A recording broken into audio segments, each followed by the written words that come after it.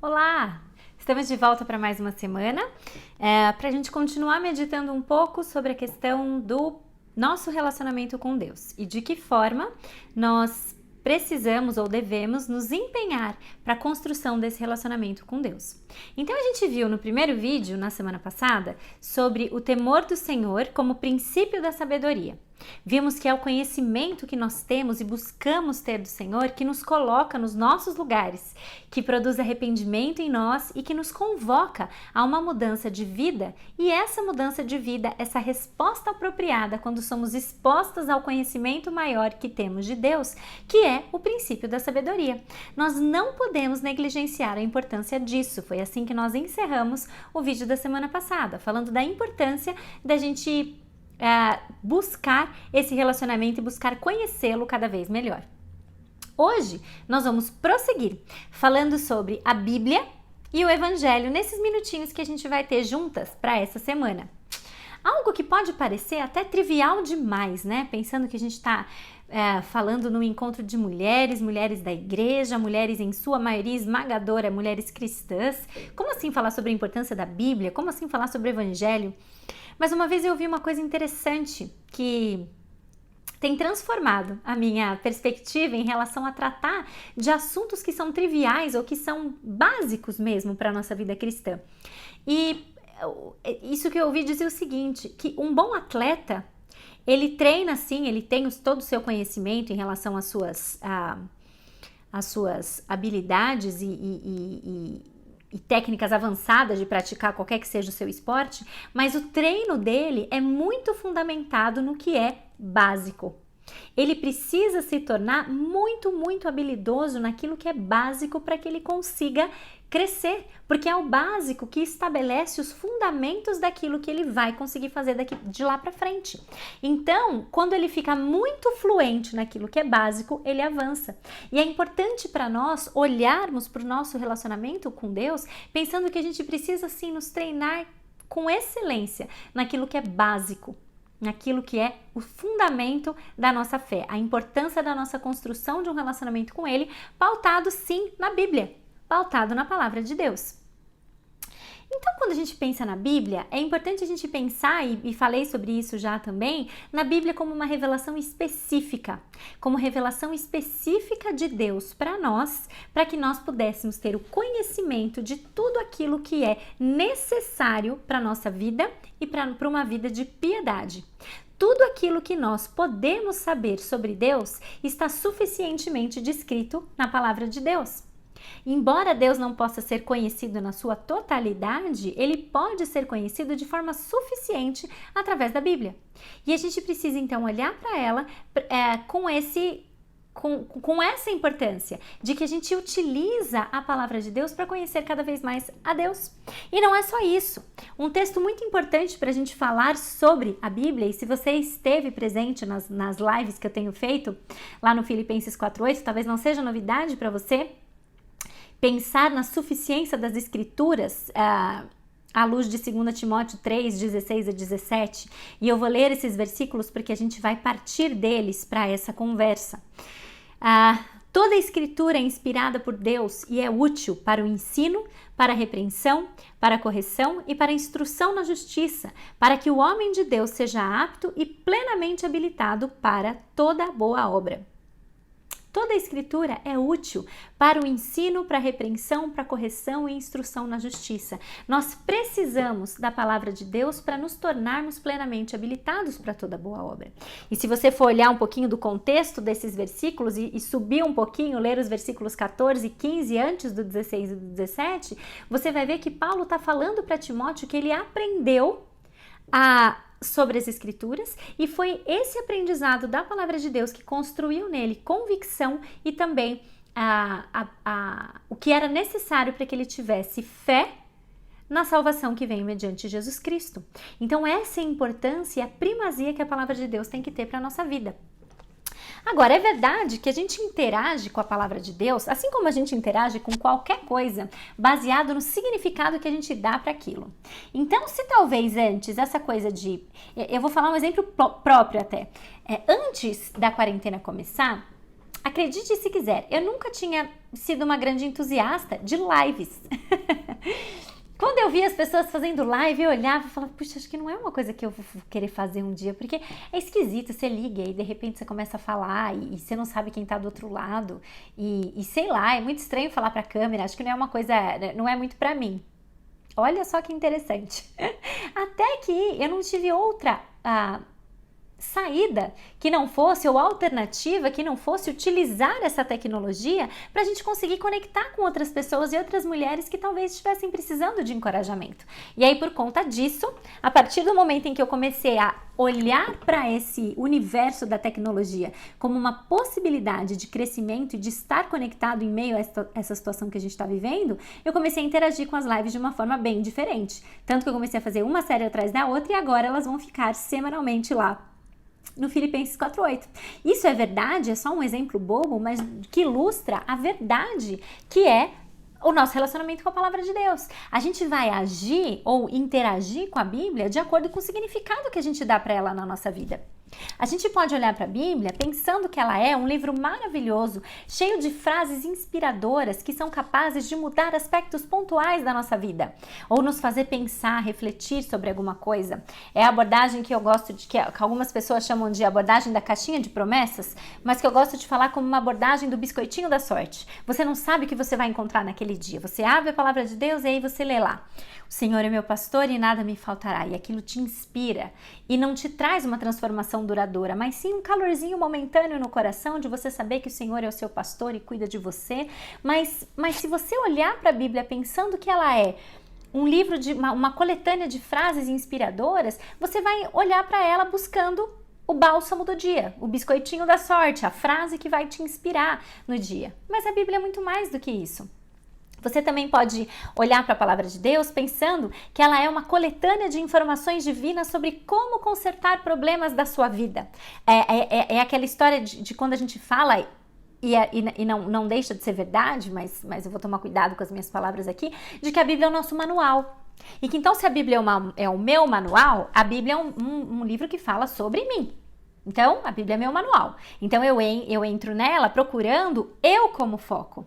Procurando de que forma ela tem as respostas para os meus problemas. E é complicado também eu pensar nisso, porque a Bíblia ela não foi escrita para falar sobre mim.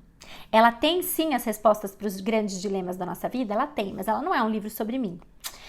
Ela também não é um livro sobre boas histórias, mas que não tem um fio condutor. E aí, se você esteve presente na palestra de encerramento do ano passado, em que eu tive a oportunidade de falar um pouquinho para vocês sobre a vida de José e o legado de uma identidade inabalável, vocês lembram da história de José?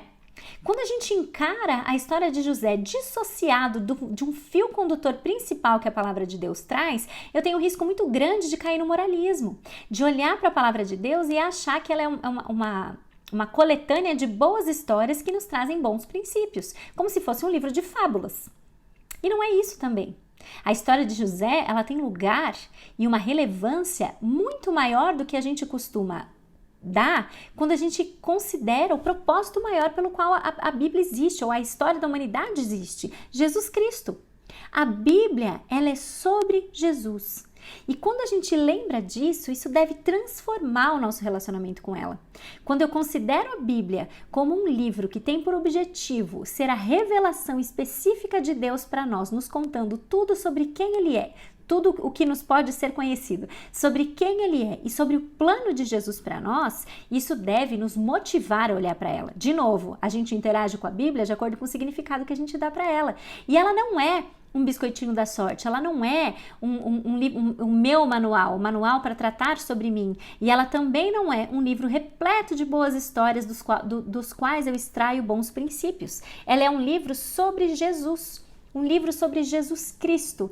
E é essencial no nosso relacionamento com Deus e na nossa busca por querer conhecê-lo, internalizar essa verdade, porque ela delineia todas as partes da Bíblia. A Bíblia é um livro escrito de Gênesis ao Apocalipse para nos apresentar Jesus. A Bíblia é um livro que tem por objetivo nos apresentar Jesus Cristo. Tudo na Bíblia aponta para Ele. tudo na Bíblia aponta para a mensagem do Evangelho. Em 4 movimentos principais: o momento da criação, em que nós fomos criados para a glória de Deus, e Gênesis vai trazer isso, né? Gênesis 1 e 2, nós somos criados à imagem e semelhança de Deus, para a glória de Deus, para adorá-lo. Primeiro movimento. E Jesus estava lá, presente, junto com seu Pai, criando tudo. Depois, a queda, em que o homem escolheu desobedecer a Deus e transgredir a lei de Deus. E no segundo movimento da queda, nós vemos a promessa de que Jesus um dia viria para consertar, para resgatar, para retomar o ponto original, o propósito original da criação de Deus. Então, criação, queda, a redenção, o momento em que ele finalmente vem. E nesse espaço entre a queda e a redenção, todos os livros da Bíblia estão apontando para isso, apontando para o quanto o homem não consegue se aproximar de Deus, o quanto o homem precisa de um Salvador e é incapaz de obedecer às leis de Deus por conta própria, o quanto a lei tinha o objetivo de apontar a incapacidade do homem de cumpri-la, até que Jesus veio. E aí a redenção é tratada nos evangelhos, não são só os evangelhos que tratam de Jesus, a Bíblia toda, desde o princípio, está apontando para o momento em que ele viria para consertar aquilo, ou para resgatar, vou usar esse termo, para nos resgatar e para redimir um povo que cresce no seu nome, como único e suficiente Salvador, morrer na cruz, ressuscitar, mostrar ao todos que a morte não tem domínio sobre ele, pagando preço no nosso lugar e nos tornando aptos a sermos considerados justos, porque ele pagou o preço por nós. E aí, o quarto movimento, que é o movimento da consumação, aquele que nós ainda ansiamos viver, em que Jesus voltará e nos tomará para sempre para morar com ele no céu. A Bíblia é um livro sobre Jesus Cristo, que nos mostra esses 4 movimentos de maneira suficiente para que nós possamos crer em Jesus Cristo como nosso Salvador. Tudo na Bíblia aponta para Jesus e tudo aponta para a mensagem do Evangelho, desde a criação, a queda, a redenção e a consumação. Então, o que é importante aqui para encerrar esse nosso vídeo? É essencial a gente lembrar e relembrar dessas verdades, porque nós devemos valorizar a palavra de Deus e meditar sim sobre o seu ensino. Nós precisamos, no nosso relacionamento com Deus, nos debruçar no estudo dedicado e com método da palavra de Deus. Nós precisamos conhecê-lo. Salmo 119, versículos 97 e 98, diz o seguinte... Salmo 119, 97 e 98 diz o seguinte: como eu amo a tua lei, medito nela o dia inteiro. Os teus mandamentos me tornam mais sábio que os meus inimigos, porque estão sempre comigo. Olha só, como eu amo a tua lei, eu medito nela o dia inteiro. Os teus mandamentos me tornam mais sábio, porque eu medito neles, porque eu tenho eles sempre comigo. Meditar na palavra de Deus, estudo da palavra de Deus, para que a gente medite nela o dia inteiro, porque isso nos torna mais sábios. Conhecer o nosso Deus através do estudo da palavra de Deus nos torna mais sábios. Vimos isso na primeira semana, quando falamos que o temor do Senhor é o princípio da sabedoria, e podemos encerrar esse nosso vídeo de hoje lembrando de Oséias 6:3. Como precisamos conhecer o Senhor. Busquemos conhecê-lo. Ele nos responderá.